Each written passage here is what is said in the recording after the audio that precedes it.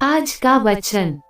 पहला पाठ निर्गमन ग्रंथ अध्याय 1 पद संख्या 8 से 14। मिस्र देश में एक नए राजा का उदय हुआ जो यूसुफ के विषय में कुछ नहीं जानता था।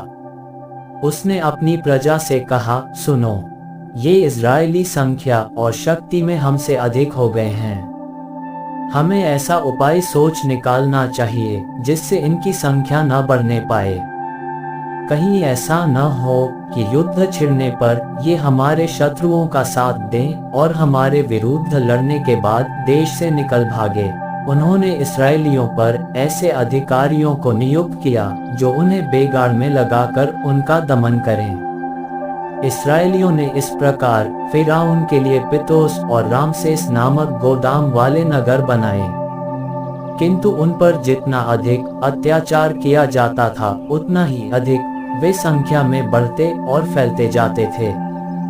इस कारण मिस्री उनसे डरने लगे। उन्होंने इस्राएलियों को बेगार में लगाया और उनसे कठोर परिश्रम कराकर उनका जीवन कड़वा बना दिया।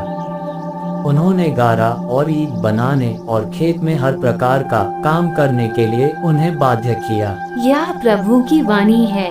सुसमाचार संत मत्ती अध्याय 10 पद संख्या 34 से 42 और अध्याय 11 पद संख्या 1। यह न समझो कि मैं पृथ्वी पर शांति लेकर आया हूँ। मैं शांति नहीं बल्कि तलवार लेकर आया हूँ। मैं पुत्र और पिता में, पुत्री और माता में, बहू और सास में फूट डालने आया हूँ। मनुष्य के घर वाले ही उसके शत्रु बन जाएंगे।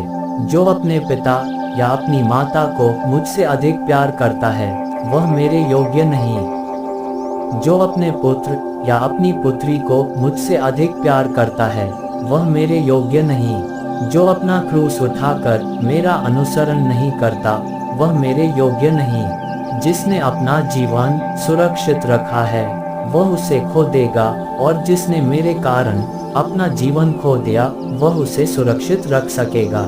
जो तुम्हारा स्वागत करता है वह मेरा स्वागत करता है, और जो मेरा स्वागत करता है वह उसका स्वागत करता है जिसने मुझे भेजा है। जो नबी का इसलिए स्वागत करता है कि वह नबी है वह नबी का पुरस्कार पाएगा, और जो धर्मी का इसलिए स्वागत करता है कि वह धर्मी है वह धर्मी का पुरस्कार पाएगा। जो इन छोटों में से किसी को एक प्याला ठंडा पानी भी इसलिए पिलाएगा कि वह मेरा शिष्य है, तो मैं तुम्हें विश्वास दिलाता हूँ कि वह अपने पुरस्कार से वंचित नहीं रहेगा। अपने 12 शिष्यों को ये अनुदेश देने के बाद ईसा यहूदियों के नगरों में शिक्षा देने और सुसमाचार का प्रचार करने वहाँ से चल दिए। यह प्रभु का पवित्र सुसमाचार है। आमीन। आज का चिंतन। अपने प्राणों की रक्षा करना, अपनी इच्छाओं की पूर्ति करना प्रकृति में व्याप्त हर जीवों की स्वाभाविक प्रवृत्ति है। मानव भी उसी स्वाभाविक प्रवृत्ति के अनुसार क्रियाशील है। फिरौन राजा मिस्र में इस्राएलियों की संख्या देखकर डर गया था। अपने अस्तित्व की चिंता में वो इस्राएलियों द्वारा किए गए उपकारों को वो भूल गया और उन्हें प्रताड़ित करने लगा। ठीक उसी प्रकार की राजनीतिक परिस्थिति यरूशलेम में भी थी। जब फिलिस्तियों की संख्या बढ़ने लगी तो अपने अस्तित्व को खो जाने के डर से यहूदियों ने फिलिस्तियों पर जुल्म ढाना शुरू कर दिया, और उनके बाद रोमी साम्राज्य ने। इस तरह कहा जा सकता है, जहाँ जहाँ डर भय होता है वहाँ दूसरों पर अत्याचार का आगमन होता है। पर ऐसी परिस्थितियाँ लोगों में और भी उत्साह भर देती है। इन्हीं परिस्थितियों में जब फिलिस्तियों पर अत्याचार हो रहा था उनकी संख्या बढ़ती गई थी।